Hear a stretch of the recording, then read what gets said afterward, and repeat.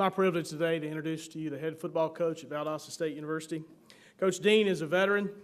And by the way, I was waiting for somebody to pass the plate after Waverly. He got me excited there. I'm not going to be near as excited as Waverly, but appreciate that. But Coach Dean is a veteran of Division II football, having served stints as offensive coordinator at West Georgia and at Valdosta State. He became the head coach at Valdosta State in January of 2007, set the bar extremely high by in his first year winning the Gulf South Conference Championship and moving on to Florence where they won a national championship. And he's back here this year, I'm sure where he wants to be, and certainly proud of his team. After 6 seasons, he's 53-17 as the head coach at Valdosta State. And he and his wife, Stacy, have 3 kids. And I know he's proud of those 3 girls, but I also know he's very proud of his football team. So join me in welcoming head football coach at Valdosta State, David Dean.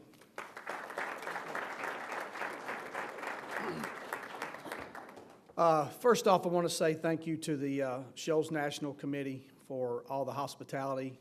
We've been here probably a little bit more than 12 hours, I guess, and if the hospitality that we've received in that amount of time is anything like what the rest of the week's going to be like, this is going to be a tremendous experience that our guys will have an opportunity to be a part of, and we thank you. And I know it's tough when you're from North Alabama to really help out the Valdosta State crew, because I'm not real sure Valdosta State would help North Alabama out that much, but they put the differences beside at that time, and I want to say thank you to them. I want to also say thank you to the Division II committee and all those guys that put in the tireless hours of deciding who goes to the playoffs. Thank you for giving us an opportunity and a chance to get into this tournament and be one of the best teams in the country at the Division II level. We thank you. But on behalf of President Dr. McKinney, Dr. Bill McKinney, and our athletic director Herb Reinhardt, I stand here representing Valdosta State University. We want to say that we're excited about the opportunity to be here. I want to congratulate Winston-Salem State on an outstanding season. Anytime that you can get to this game says a lot, but when you get to this game as an undefeated football team, that says a lot. So Coach, congratulations to you and your football team. And I want to say congratulations to the Harlan Hill finalists. We've had an opportunity through the playoffs to watch 2 of you play, and it's well-deserving. You guys being up here, y'all are outstanding football players and are very well-deserving of being here. And I wish you luck and congratulations. And you know, you look back and I think they said 165 Division II teams and probably an average of 100 players per team. You know, that's going to roll up into the hundreds of thousands of college football players at the Division II level that have an opportunity to play, and you guys are the 3 best, and that says a lot. So congratulations to you guys. Y'all are the elite of Division II, and you should be proud and enjoy this experience. I want to just talk a little bit about our season, and you know, we were sitting at 2-2 at one time in the season, and we really weren't sure what direction we were heading. I think our kids came in the locker room after the game that we lost to West Alabama, and they made a commitment that they were going to take one game at a time. They were going to get to where they needed to be and where they wanted to be. And when we reported on August 4th, you know, I asked our guys, what do you want to do? What do you want to get out of this season? And it was unanimous. They wanted to have an opportunity to play for a national championship. And at 2-2, there's a lot of folks that doubted us. But I will say this about this crew that we have, these players and the coaches, they never gave up on that goal. They continue to work hard each week, each practice, each period in practice, every day. They went out and they got better and better and better. And you know, hopefully we're going to have an opportunity to put on a good show on Saturday against a very good football team and give everybody an opportunity to showcase and look and see how great Division II football is. I have so much respect for Division II football. I've had opportunities to move up, and I've stayed at the Division II level because I respect the players that play at that level. They don't get all the different benefits that the Division I guys go, and we have several guys that they walk off the practice field and then they go to work and put in about 4 or 5 hours working, stocking at the Walmart or at the grocery store.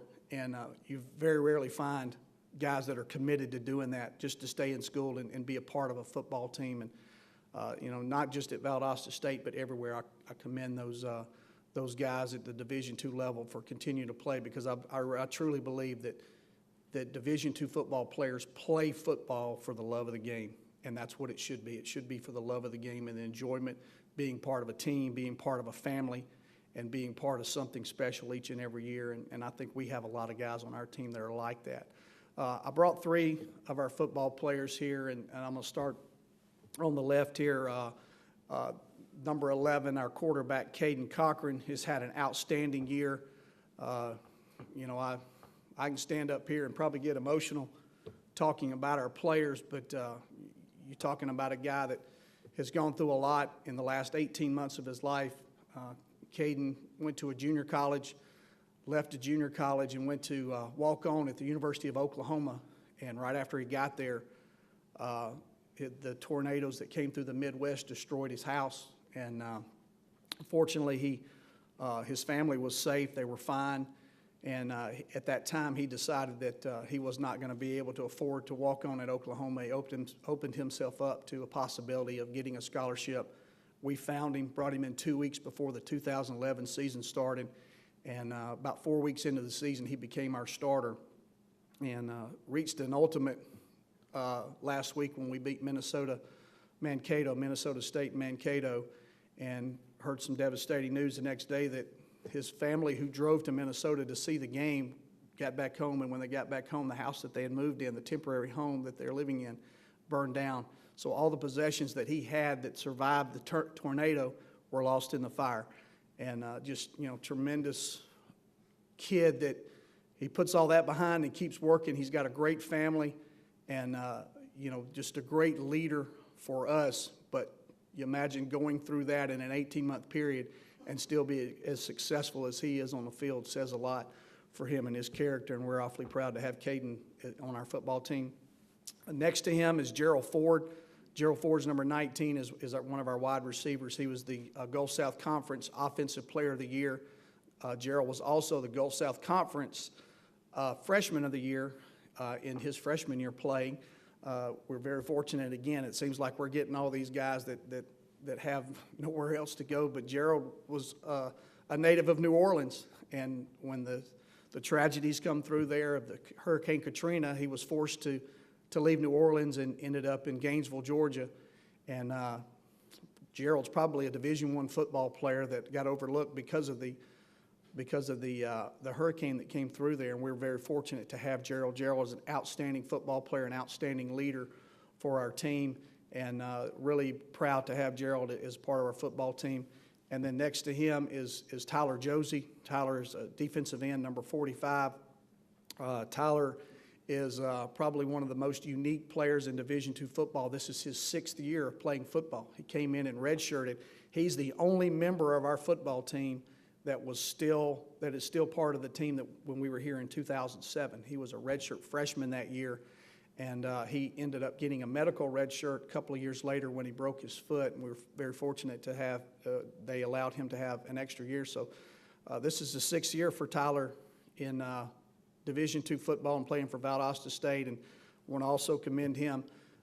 Last week when we went to Minnesota State, he missed graduation. He graduated from Valdosta State University, and he did not have an opportunity to walk across the stage, but he is a graduate now of Valdosta State University, so I know he's really enjoying this experience now, being able to put all that student-athlete work behind. Now he's just an athlete, and so we're proud of him. But all 3 of those guys are all conference players for us and very good representatives of us. But again, I want to say thank you for the opportunity that we have to be here and all the hard work that goes into this week. We appreciate everything that everybody has done for us, and we look forward to a great week and a great football game.